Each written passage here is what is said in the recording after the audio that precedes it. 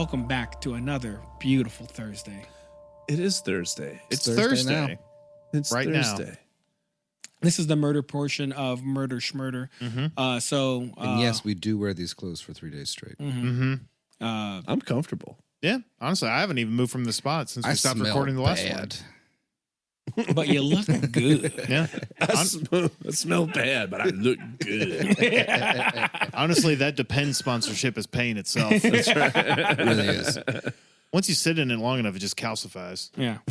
So in this true crime comedy podcast, this is the true crime portion. So if we're about to handle some pretty heavy material, since our listeners want the heavy material. Apparently, that's what they want. That's what they want. So we're going to give it to you. That's what you're going to get. If you're not in the mood to listen to something about murder directly, non-consensual, go listen to the Tuesday episode again, or take a walk, touch some grass, or, it's Thursday. So, I don't know, get ready for your Friday. But if not, get ready for some gross stuff. Put your big boy, big girl pants on. If you remember, I think we ended part 2 of the murder on a really kind of note. So I think it's time we buckle up. Well, I hope you're ready for it, because it's going to continue. Right. Well, And to help alleviate that, we're going to be playing lower the bar. Our Lower the favorite bar. game, Lower the Bar. Lower Which the if bar. you haven't, if you're new here, you don't know what Lower the Bar is. Essentially, it's make the worst joke possible. Break the tension in the worst way possible. Absolutely. The kind of thing that when you're talking about horrific stuff like this, you just need something horrific to laugh at, because if you don't laugh, you'll cry. If it doesn't make you do this, then it has been lowered enough, Well, without further ado, what's up, party people? Last time we discussed John Wayne Gacy's rise from former imprisoned KFC manager to sex monster contractor, as well as his first confirmed murder, and got into the long, greasy methodology that Gacy employed. We're about to embark upon a string of deaths filled with so much child murder and bloody semen trails that you'd think we were doing an episode on Epstein Island, Trump's various homes, and or the CIA's black sites. Wowzers! How crazy is it that so much of the American ruling elite are murder-minded pedos?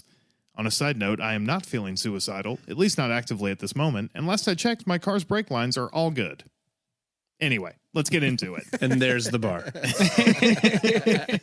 And if Joseph is going to kill himself, he's going to do it the old-fashioned way with 3 shots to the back of the head. Yeah, that's right. They call it the good old Clintoning. There's the bar. So, as you may remember, after Gacy's first known murder, he had experienced a, quote, mind-numbing orgasm and got the itch for it. Timothy McCoy was killed January 3rd of 1972, and by January of 1974, his second proven murder was committed. The victim to this day is still unidentified, but they do know that he was strangled and placed in Gacy's closet before being buried in the crawl space. There was even less daylight between the second and third murders.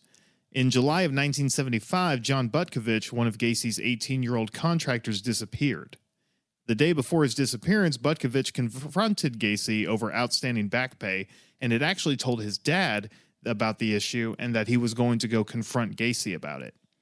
After his disappearance, Butkovich's father called Gacy, who offered to help him look, but told the father that John had likely run away. Obviously wigged out and suspicious of Gacy, Butkovich's parents called the police over 100 times in the course of 3 years. Jesus. Begging them to investigate Gacy. Gacy, of course, And they just never did? Like, just flat out were like, nah, he's fine. he went uninvestigated. Wow. And at the end of it all, he confessed to his usual MO of luring John into the house with promises of a drink before conning him into handcuffing his wrists behind his back. He then tortured John by sitting on his chest and alternately asphyxiating him and letting him breathe, before finally killing him and putting him in the crawl space. Did he put anything up his Butkovich? He did. Nice. That's the game. Strap in. Or strap on. Come on. Oh, the champ is here. Let's go. Very Julia proof. Sometimes you just see Babe Ruth hit a homer. You know That's what? If you put it up on a T-ball stand for me, it's going out of the park every time. You know, my heart goes out to that guy because he probably had a terrible life from start to finish. Butkovich, being a Midwest kid named Butkovich. Butkovich. middle school, not an easy time. No, not High at all. school, probably worse. And then you get out of high school, like, oh, we're starting Right. a new life. New life, new career. Oh, I got murdered. Tomorrow's a new day. Hey, they're not paying me. He owes me money. What did I do to you? Most of Gacy's confirmed murders took place between 1976 and 1978 when he was living alone following his divorce from Carol, who we had talked about on the previous episode. Also, it's been stewing in my mind the fact that he like banged Carol. I was like, that's the last time. Yep, just straight up It's told her. wild shit. Isn't That- it? I think it stings more to say that's the last time. So we recorded part Well, I hope 2 you like that one yesterday. because it's the last one you're ever going to get. We're doing part 3 today. So it's, you know, it's fresh on my mind, but I remember I was falling asleep and I like thinking about it, and I woke up also thinking about it. And like one thing that like blows my mind is it's like, you know, when like when relationships are starting to fall apart, whether it be a romantic relationship, maybe a friendly relationship, you never really know or even remember sometimes when's the last time you guys hook up or kiss or anything like that. And it's just like, well, it kind of fades into the background because it's not like the definitive, this is the last time. And I always think about like, would you or would I or would any other person treasure that last time more, having known it's there? Yeah. And then I thought about like how painful it has to be for a significant other, especially, you know, a life partner. Yeah, someone supposedly. you're married to, you live with, that you like are like that are now helping to raise your children. Yeah, and it only further solidified the testament of how horrific he is as a person to not care about another person's emotions so much that he's like, that was the last time. Deal with it. Sorry, go on. No. This was also the time period that Gacy was heavily cruising the city streets and back alleys for sex with young men. Although Gacy still hosted parties, political events, and JC meetings, Gacy's horrific extracurriculars were starting to be noticed by his neighbors. After his divorce in 1976, Gacy's neighbors saw him keeping company with young men, seeing or hearing his car arriving and leaving at all hours of the night and early morning, and seeing lights on in the home at odd hours. One neighbor later claimed that for several years, muffled high-pitched screams, shouts, and crying repeatedly woke her and her son in the early mornings. Now, because this was 3 to 6 a.m. That was his. Yep. According to his own words, every murder he committed was between 3 and 6 a.m. Now, this could be someone from the neighborhood trying to cash in on the true crime reporters, but you cannot convince me that people were completely blind to the goings on in this neighborhood. As we've already... Yeah, I mean, like, at that time period, I mean, I know divorces were getting more common, but it was still not... It was enough to where it's like, oh, that's, you know... Say you just know, like, the face of him. Like, oh, that's sad. Like, he split with his wife. And, and now he's home alone or whatever. And then in a few, you know, weeks, months, whatever, later, it's like, who's that young boy? Well, the Why other did I thing too never is, see like, that young boy again? It's I assume it's a rather white neighborhood that he's living in. Yeah, white people be looking through their blinds. Well, exactly. You know, this is primo party line nosy neighbor times. Right. Yeah. You know, you're telling me like not one person was like, "Huh, there's another one." Yeah. And then they were like, "You ever see that guy leave?" Yeah. Right, exactly. And as we've already established, Gacy was embedded in his local community like a tick on Bigfoot's ass. And he had enough dirt on local cops and politicians to keep himself out of the limelight. But not forever. Unfortunately, no one was brave or powerful enough to stop Gacy before he had already taken several young lives in his berserker phase. So bear with me, because we are about to embark upon a horrific stretch of violence. 1 month after his divorce on April 6th of 1976, Gacy abducted and murdered Daryl Sampson and buried him under the dining room. On May 14th, 15-year-old Randall Reffett disappeared on his way home from the dentist. And hours later, on the same day, 14-year-old Samuel Stapleton vanished while walking to his sister's house. The two of them were both friends and were both ultimately found in Gacy's crawl space. Imagine how frightening it has to be. Because you said his second murder victim, like the parents called 100 times Over the course of 3 years. Yeah. This is a suburban area. Yes. People know people. Yes. There has to be a lot of word in the community. Like, we all know what happened. And if the police won't do anything, like all you can do is just police your own family. Like, hey, I don't want you talking to that guy. I don't want you in that neighborhood. I want you to always be with like someone older that can keep you safe. Mm-hmm. You were saying, I mean, I'm sure that was a lot more commonplace back then, but this, like, a kid went to a dentist and then was walking home from the dentist. That's crazy. Kids walked back then. That's fair. I'm just saying, if my mom was like, "Oh, you got the dentist appointment today," like, okay, see you later, and then I'm not going to the dentist. My dad would bitch all the time about how there was no sidewalks here in town. He's like, I mean, I could walk anywhere when I was a kid. And I was like, okay. Now, like listening to all these stories that we've done, I'm like, well, why would you want your kids walking anywhere alone in the world? And there's a whole continuum of reasons why that is, but two of them were both friends, and they were both found in Gacy's crawl space. Forensic analysts believe the two were killed in the same evening, but by the time the bodies were discovered, they were too decomposed to know for sure. Right. But you talk about horrifying. I mean, you imagine getting grabbed by this guy, and then maybe your best friend is there alive or dead. You don't even, I mean, there's no telling what happened between those two kids that night. But June 3rd, the same year of 1976, 17-year-old Michael Bonin disappeared while hitchhiking. He was eventually found under Gacy's bedroom. 10 days later, 16-year-old William Carroll was murdered and thrown into Gacy's mass grave.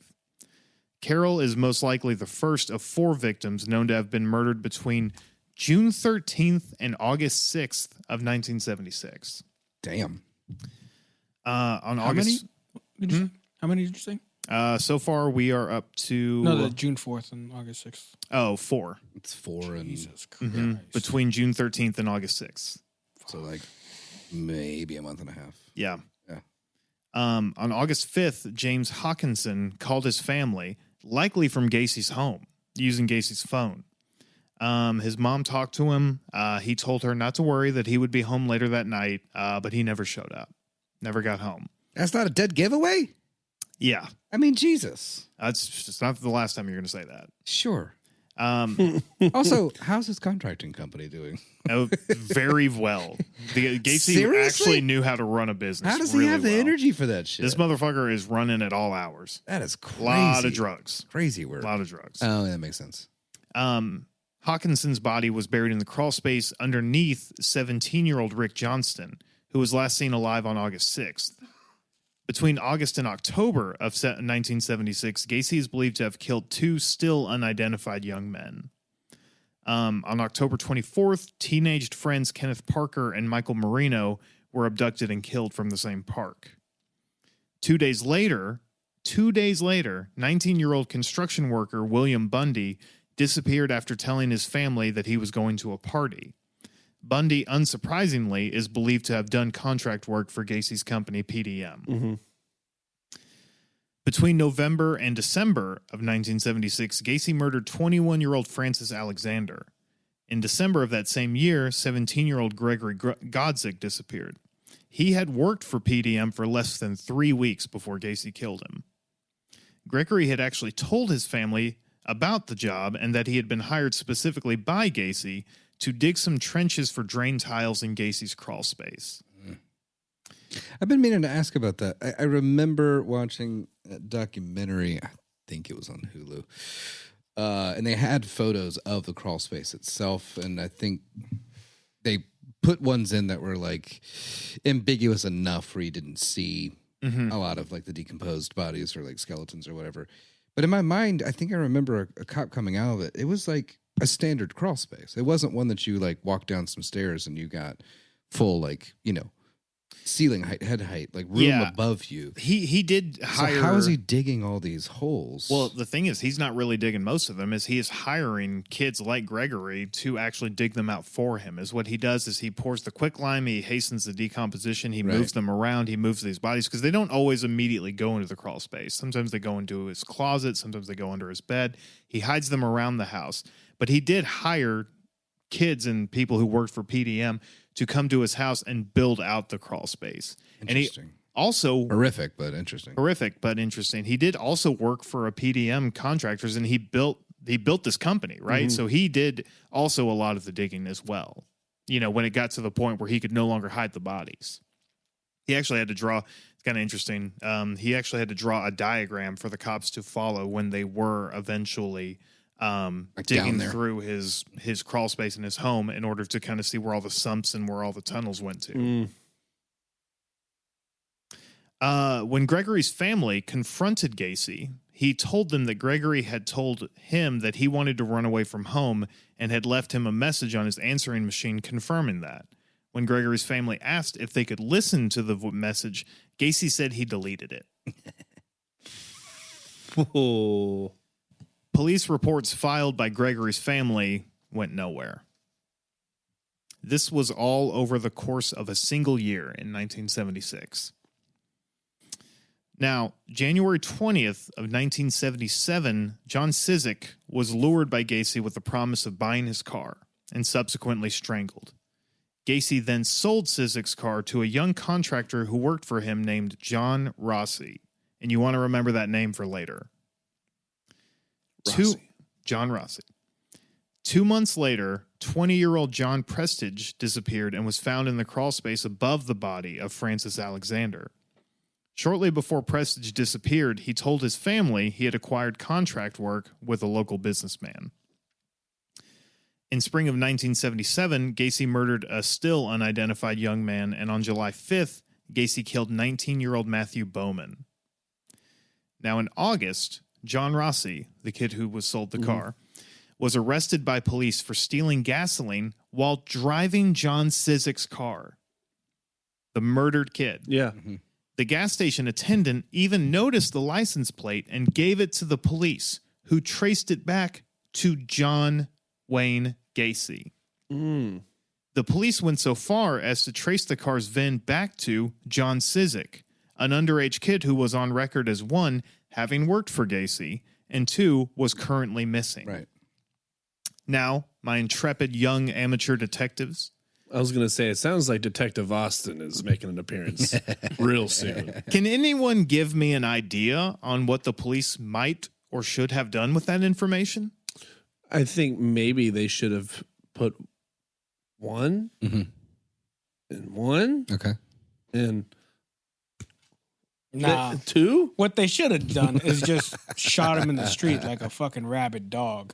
That's an option. That's what they should have done.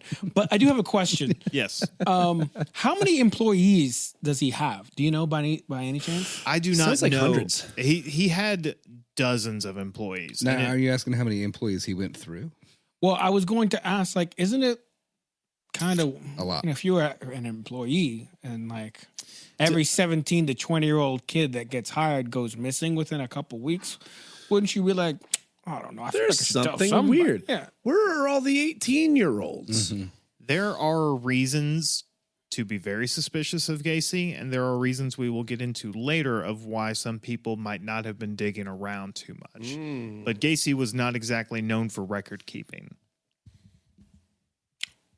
Well, Interesting. It's easier that way. Yeah. Well, yeah, exactly, because he hired a lot of like people that he claimed were drifters or hitchhikers or like young out of town men who like, because you think like too in 1976 it used to be like sometimes you would just go from like small town to small town, and you just pick up jobs somewhere. You'd work a summer in like, you know, Portland, Maine or whatever as like, you know, a lumber draftsman or something, and then you just be like, oh yeah, I just did that for a summer and then I moved on, you know. And no one keeps records. They don't exactly, you know what I mean? Okay, so that adds another layer. Of course, like Exactly. now he's picking up, like you said, like that's why a lot of serial killers pick drifters or sex workers, people with less ties, people Right. that are more disposable, Vulnerable. Exactly. You want to tell me what the police actually did? I'm going to say nothing. Hang on. They didn't do nothing. I'm going to say they covered for him. They did, you could argue, worse than nothing, because they actually called Sizek's mother to inform her that her missing son had sold his car, and then did fucking nothing. Damn it, they lowered the bar for us. Because, god damn, that's amazing. It is not at all an exaggeration, I think, to say that the police's malevolent disinterest, incompetence, and outright apathy of these boys' lives should make them criminally liable for the dozens of murders Gacy committed. I mean, seriously. Just being the mother. Like, why the fuck would you call me to tell? I thought it'd be rude if I didn't. Yeah. I thought you should know. I mean, it was like $3,000. I thought you'd be interested. Yeah, I mean, we found your son's car. Well, what about my son? Well, I don't know. We also don't think he paid taxes on it. So if you could mail us a $60 check, that'd be pleasant. Hangs up. Man, protecting and serving. Whew, it's a tired job. Let's go beat up homeless people. Beer after? Beer during. Clink. They're already drinking. God, I love being a cop. Time for my nap. By the fall of 1977, Gacy had murdered 6 more young men between the ages of 16 and 21. The first of these victims was the 18-year-old son of a Chicago police sergeant named Robert Gilroy. Ooh. Maybe this is the beginning of his demise? I don't want to get my hopes up. You probably don't want to. Gilroy actually lived only 4 blocks away from Gacy. Now, on September 12th of 1977, Gacy flew to Pittsburgh to supervise a remodeling project. And all of a sudden, nobody died. He did not return until September 16th. Now, because Gacy was in another state at the time that Gilroy was last seen, this is often cited as a claim to support the idea that Gacy had one or more accomplices, which we'll get into later. The plot thickens. 4 more young men were murdered between October and December, which brings us to Robert Donnelly. Donnelly was abducted by Gacy at gunpoint from a Chicago bus stop. Gacy drove him to his home, where he raped, tortured, and repeatedly drowned Donnelly in his bathtub, both in and out of his clown makeup. Donnelly later testified that he was in so much pain that he actually asked Gacy to just kill him and be done with it. But for whatever reason, Gacy didn't kill him. Interesting.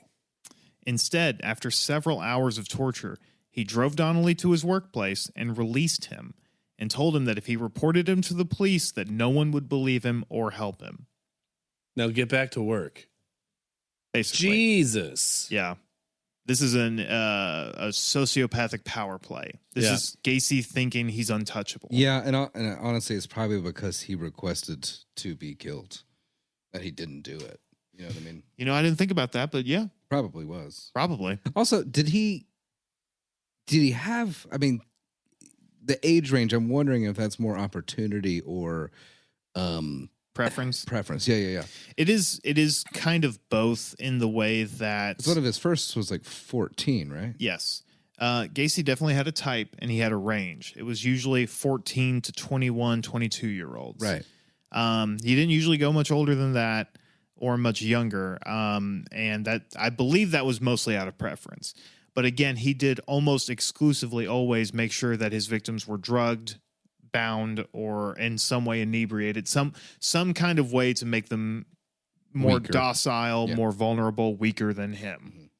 I mean, we know that he's a fucking bitch, but I'm just curious about, because it's just like the guise of working for him or whatever. That's, you know, a pretty solid age range to have. You know, you just pay them cash under the table, and they're able to do that work. Any younger, you're not gonna really. And also 14 to 21-year-old boys are generally pretty dumb and gullible. You know, they're usually easy to manipulate, you know, with promises of cash, drugs, or whatever.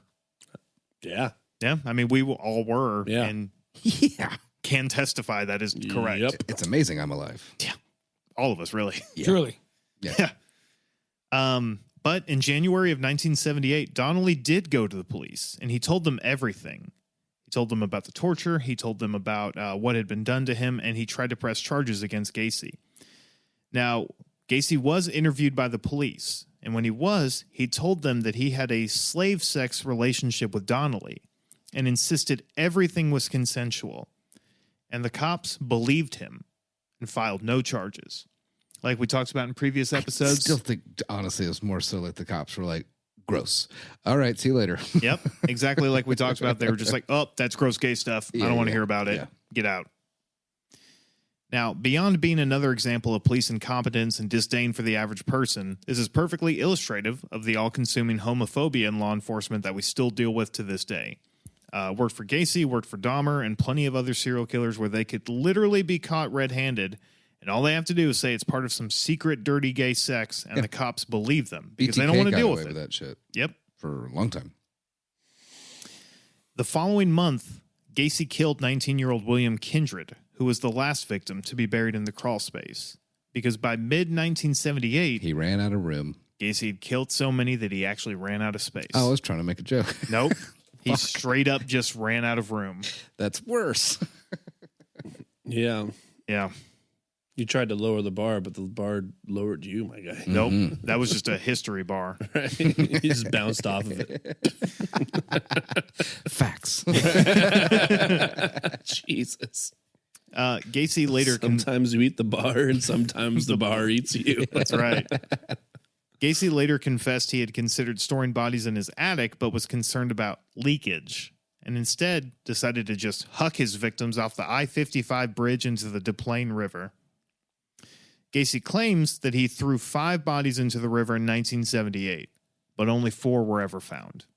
In March of 1978, Gacy lured Jeffrey Rignall into his car, where he chloroformed him, drove him to his house, and raped and tortured him with lit candles, whips, and repeatedly drove him in and out of unconsciousness.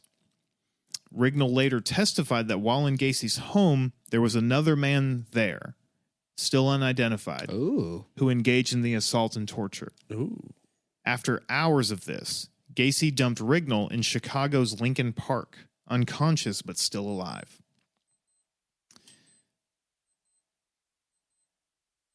Rignall was able to stagger to his girlfriend's apartment. I'm going to make a rule. No more fucking clocks. No more fucking watches. Leave them in your fucking car. I agree.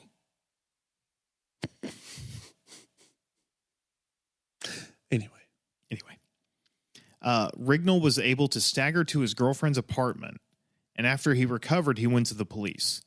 Rignall was able to remember the Oldsmobile that Gacy drove, the Kennedy Expressway that Gacy drove him down, and particular side streets, all leading to Gacy's home. Now, he chose not to kill Rignall, or Rignall somehow escaped? No, he dumped Rignall in the park. Another one that he let go. Do we know why? We do not know. Particular, Gacy has gone back and forth on different reasons as to why. I mean, at different times he said that he didn't kill anybody. He said that he only killed a few people. He said that... Yeah, he's full of shit. He's full of shit, obviously. I didn't kill anybody. The bodies just happened to get It's a into frame my job. Right. Yeah. Jesus. There were times where he said that it was There's a because... trap door I didn't know about. Right. Yeah. There were times he said that it was because he chose to show mercy, and then there were other times that this is kind of actually I don't even talk about it this much in the later part of it, but there was a point during Gacy's trial where he claimed that he had multiple personality disorder. He himself claimed? He claimed this as a defense. Yeah, it's common. It is common, especially at this time when it wasn't very well understood, because multiple personality disorder, there's an actual different name for it now clinically, but it's exceedingly rare. Like, shit, what is it called now? To the point of like being like almost non-existent, right? Like it has happened, but it's extremely rare. But Gacy did make that play saying that he had multiple personalities, and he claimed at different times different things, but he said that when DID now. Dissociative identity disorder. Thank you.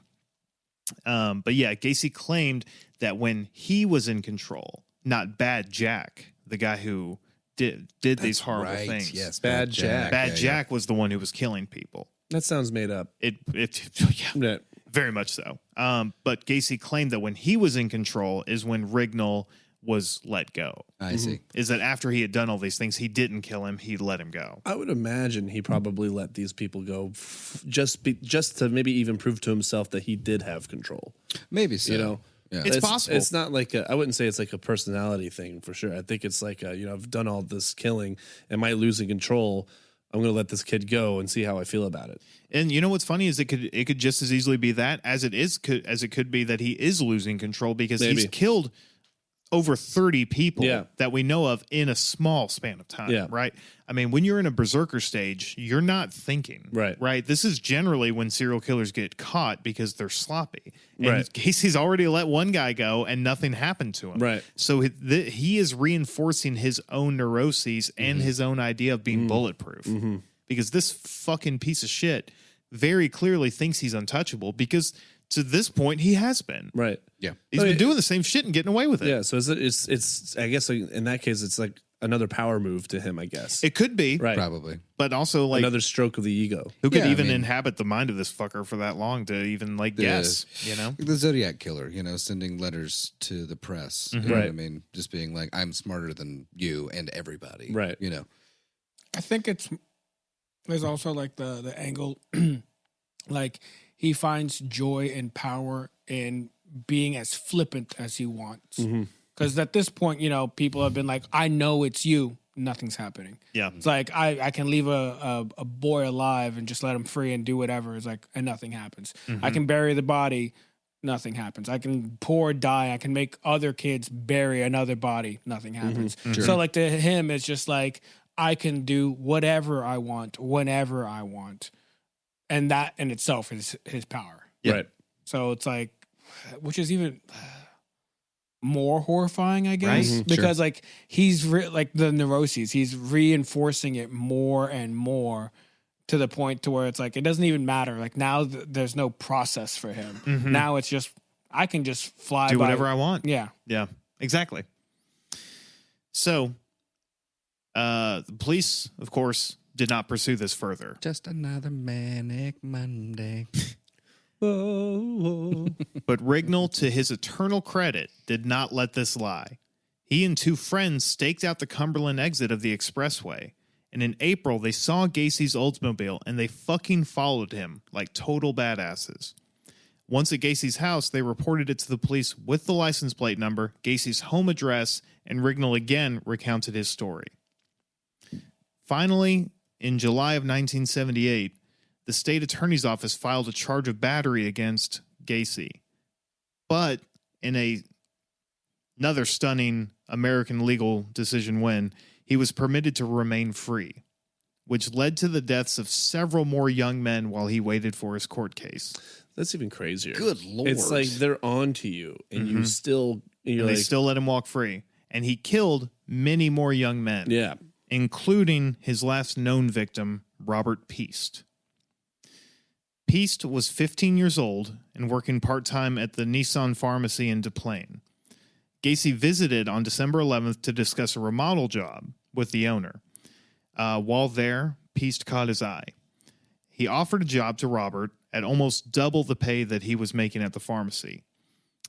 Piest's mother actually arrived at the pharmacy to pick up her son from his shift and drive him home, but Robert asked her to wait on him, and he told her that he was being offered a job and he'd be back as soon as possible. Gacy told him, "Come with me, we'll go discuss the job, I'll drive you back, and everything will be fine." Piest left the pharmacy with Gacy at 9 p.m., and by 10 p.m., less than just an hour later, he was in Gacy's home and dead. But when Piest failed to return, his mother and the rest of his family filed a missing persons report with the Des Plaines police. Now, the owner of the pharmacy, a guy named Torf, Hell yeah. Midwest, he was interviewed and named Gacy as the man that Piest had left with. Lieutenant Joseph Kozenchak, whose son went to the same school as Piest, took the initiative to investigate Gacy further. Apparently, his son knew Piest. Where he found he was actually able to dig up Gacy's past charges for battery in Chicago and even was able to get the unsealed records from his jail time in Iowa for sodomy. Well, a kid from school did this? Hmm? You said a kid from school did all this research? No, Detective Lieutenant gotcha. Joseph Gotcha. Kozenchak, his Okay. son went to school with Peast. Gotcha. Okay. Yeah, but he was able to find all that stuff, the battery, the sodomy charges. And so Kozenchak and 2 other cops visited Gacy's home the next day, where Gacy denied any involvement with Peast, but promised that he would come to the station that evening to make a statement. Gacy strolls into the police station Full clown makeup. at 3:20 in the morning, covered in mud, claiming he'd been in a car accident. He then left and came back to the station later in the day, where he again denied any involvement and repeated that he had not offered Peast a job. He claimed he had only gone back to the pharmacy because the owner, Torf, had called him and said he'd left his appointment book. For all you Zillennials out there, appointment books used to be like little black books that you would keep a little schedule in. You would write phone numbers and stuff in. An agenda. And a book is like usually generally like thicker or harder paper. Now paper is sorry. Do we even have trees anymore? Torf, of course, had already spoken to the detectives and confirmed that none of that was true. So, at the request of police, Gacy prepared a written statement detailing his movements on that day, so they know he's lying. With the barest amount of police work, Gacy's story is falling apart. Now, detectives believed that Peast was still alive and being held at Gacy's home. And on December 13th, they finally obtained a search warrant for Gacy's home. And finally, we come to the end of the John Wayne gravy train. With the barest, again. gross. Yeah. Thank you. But again, with the barest amount of investigative work and even just kind of giving a shit, Detective Kozenchak had started pulling the threads of Gacy's story and found them to unravel. And that. So his old, like, let's see, what we would call him? Joey Check? Joey Check? Yeah, it's fine. I think I'm saying it right. It's very Polish. No, I know. we call you Joey Smokes. I'm just Joey Check. I'm just trying to be fun here.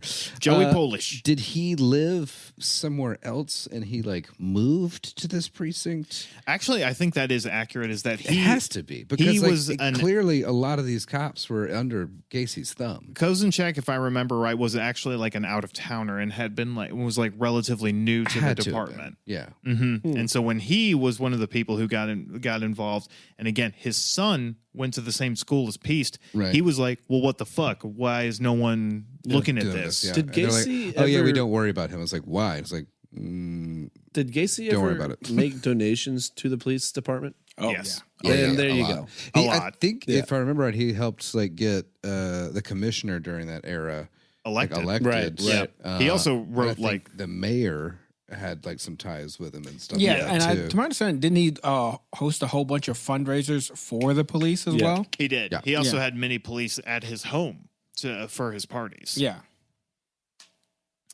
And that, dear listeners and viewers, is where we'll pick back up next time for the fourth and final part of John Wayne Gacy. So Jamie, You're how you really feel? good You at like the him? cliffhangers with this one. And I'm like, damn, I want to know more. Yeah, me Yeah. I too, know. actually. Thank you. I do still think like it's not so much. I could be swayed, but still not so much. I will say, like, what's Joey Check? Kozenchak. Yep. Kozenchak? You can call him That Joey must have Check. been a wild situation because I'm sure he's like, no, he's a fucking liar. I fucking hate that guy. That guy did it, and all the other cops would probably be like, well, let's give him the benefit of the doubt. Yeah, this is a higher ranking detective guy he's not just like a beat cop. You know what I mean? Honestly, I'd love that movie or limited series. It would make a Surrounding very compelling Kozenchak, show. You know what I mean? Where he's like, and you can make it that whole like dirty cop drama kind of a deal. You know what I mean? Interesting. Yeah, very much the kind of guy who like we were all talking about, but like comes in and is just like, this guy's fucking weird. Something's off with this guy, and everyone's just kind of like, oh no, it's just John Wayne. You know, he's like, we've all been to his house, and he's like, and you didn't dig into this, and they're like, no, I mean, why would we? And he's like, okay. I do get the vibe. You know, You see that office chair you're sitting in? John Wayne Gacy. Yeah. what's that? It's like a fan favorite movie. It's like super weird. It's like known as like the worst movie of all time. The Room? The Room. You know the director of The Room? Oh, Tommy Wiseau? Yeah. He's like, no, I am from, what does he say? Like, I am from Vermont. Yeah, something like that. Yeah, like that's what I get the vibe of Torf. Yeah. It's like, Torf, where are you from? I am from Vermont. I am from here. You know this. Yeah, I grew up here. And then like, we got bigger fish to fry, okay? Yeah. Torf, you stay right there. Torf, eat your fish caramels and whatever. Torf, I'm going to ask you what you were doing between the years of 1939 and 1945 later. Yeah. But Torf is so blonde, he's like green. You know what I mean? Like he's like luminescent blonde. Also, I've been trying to spend this entire time thinking of what hilarious. Torf I know people is, like that. Yeah, what Torf is short for. All I've got right now is Chris Torfer. Torfington. Chris Torfer. he definitely gives off the vibe of like, what's it like? Remember in the movie Hostel, and he's like, yes, you must eat food with your hands. It makes the food taste better. Yeah. I like, hated that movie. Torf, I don't like you. But again, I don't like this John Wasey guy right now, so I got to worry about that. Torf, you're a freak, but you're not dangerous, so we're gonna leave it alone. You're the minor character that we're all a little weirded out by. Torf is definitely the guy in Atlantis that's like digging the holes, you know? Yeah. Don't mess with my cat. Man, I haven't watched Atlantis in forever. Also, that probably did help John Wayne Gacy at one point when he's like, nah, Torf is lying. He's like, well, Torf is kind of weird. And Torf just being like, do I look like I lie? Do I look like a liar to you?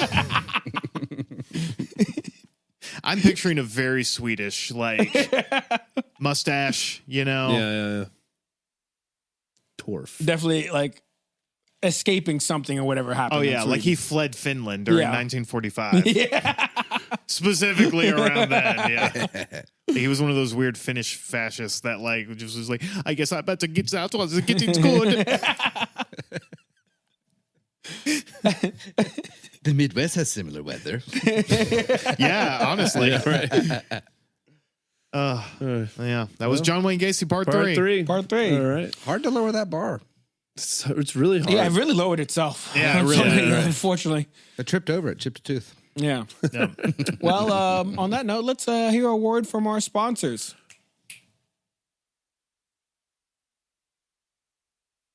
And we're back. That was pretty good. Yeah. I love doing that. That is fun. It's the best.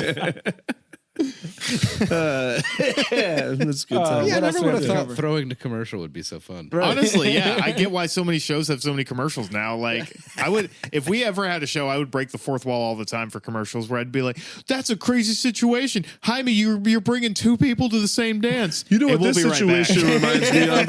Of course it is. Oh, you're in a sitcom. Yeah, oh yeah. I will say that's one of my favorite like sitcom episode tropes. Is just like Two girls to the same dance? Two girls Love to it. the same thing. It's Yeah. like, but I finally get the thing that I've always wanted, and then this new opportunity. I can make it work. It's like every third episode of Three's Company. Yeah. Yeah. If you like that trope, or if you wish sitcoms would have more three ways in them, email us at don'temailtrashful@gmail.com. Maybe you're in a polycule and you want to tell us more about how horrific your life is. Or Email how long us. you think it's going to last. 1 day? 2 days? Maybe you finally 5 days? realize the complications of juggling so many emotional commitments, and now you're fucked. It's exhausting. I do think it's hilarious when people like treat their sex lives as hobbies. Like that's still like it blows their minds. Like what kind of energy and time do you have? Yeah. I mean, Too much. It's like hobbies are supposed to be relaxing, like help Right. you unwind Right. after Yes. a long day.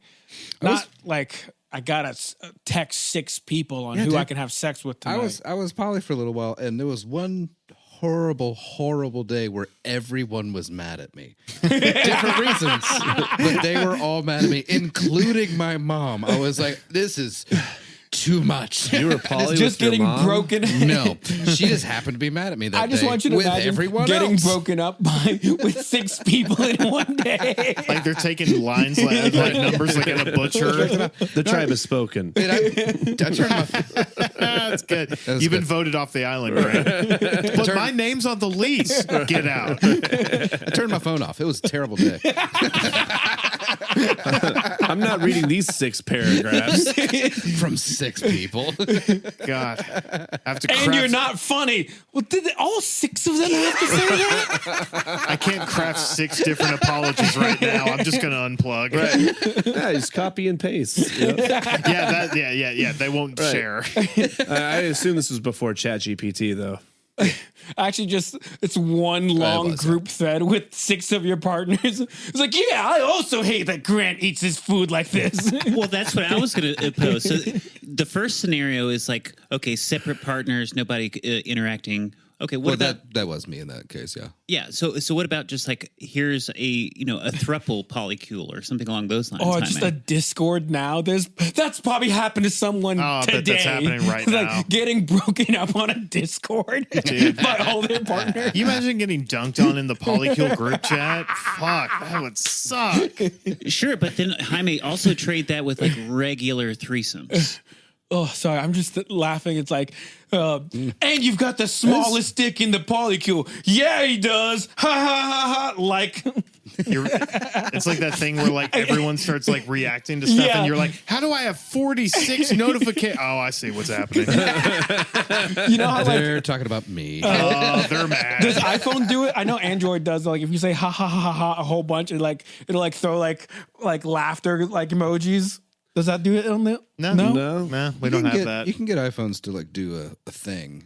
Oh, the screen things. Yeah. Like can. if you put like congratulations or like yeah. Sorry. By the way, it's dumb as fuck. I kind of like annoying. it, but I It's imagine cute. like, that going on. It's like, congratulations, Grant. You have the smallest dick in all the whole polycule. Little tiny penises. Yeah, that's pretty good. Or text us your thoughts on that at 615-768-9483. Flashing right here. Totally Again, forgot what we were doing. You were just reliving the like mountain of madness directed at you. Yeah, sorry, 615-768-9483. I'm gonna learn that number one. All right. Follow us on all our socials at _USA. Go to our YouTube where we have all our posts. We have highlights and everything in between. Ding that like button. Hit subscribe. Go to the Instagram. Start a race war. Engage with us in any way you see fit, whether it be comical or legal or what's the term? Moral. It doesn't really matter. Do it anyway. Yeah, fight yourselves in that comment section. Yeah, please. It helps us out. All right. Yes. Mm-hmm. We're open to it. Mm-hmm. Wonder what kind of game we could play in our comments. More foghorn, leghorn. More. If you post that on every comment, and for every comment we get, we'll make Austin do more foghorn, leghorn. Fine. Mm-hmm. Fine. Mm-hmm. Thank you for that. We could also, make Mad Libs in our comment section. That'd be fun. Oh, that is Could fun, do that. actually. Yeah. I like that. First person to comment gets to see Austin's beaner. That's a Patreon. What's your favorite thing to break up with? Like your favorite thing to like say in a breakup? Put that in a comment. Okay. Yeah. Sure. That'd be cool. I kind of like that. Yeah. It's not you, it's me. Let's still be friends. This just isn't working. I'm just not ready. I hate you. Your penis is just too small. Whatever. Your penis is just too big. Yeah. I'm sure that's happened. There's a few of those out there. There's probably That's something happened, like I'm that. sure. It's definitely a thing. Mm-hmm. All right. I really hate the way you talk to your mother. I really hate your mother. Your sleep toots are killing me. Seriously, what are you eating? Are you sick?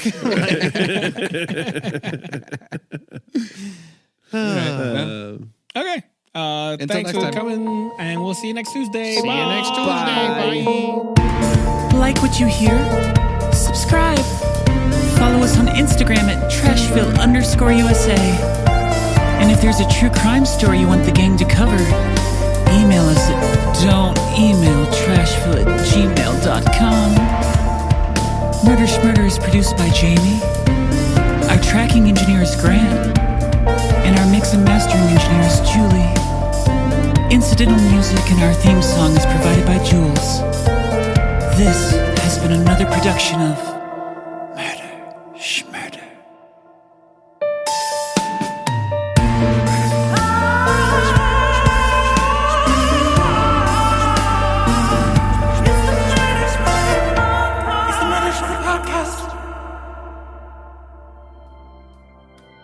Here at Murder Schmurder, if there's one thing we can all agree on, it's this. You gotta laugh or you'll cry.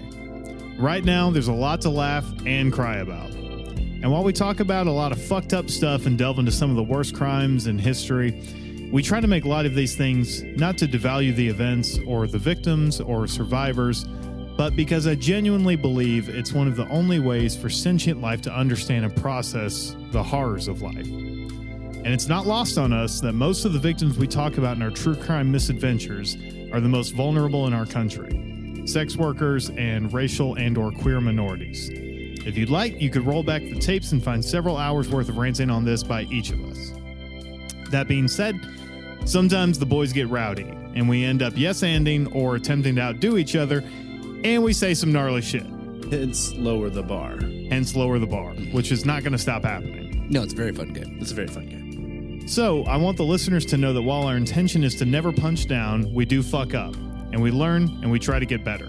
Are we going to fuck up again? You bet your ass. Absolutely. 1,000%. Will it be funny when we do so? 1,000%. Probably for us. 1,001%. I hope so. And definitely for us. One of my favorite things is laughing at you guys. No. But here at Murder Schmurder, we value our brothers, sisters, and non-binary homies out there. BIPOC, LGBTQIA2+, whatever member of the alphabet mafia you are, we got your back. And we hope you have ours as we continue to grow, learn, and support each other through these dark times and come out the other side stronger than ever. And since we're here, we're just going to unequivocally say, fuck fascists, incels, cops, nationalists, and whoever else has a problem with people being who they are.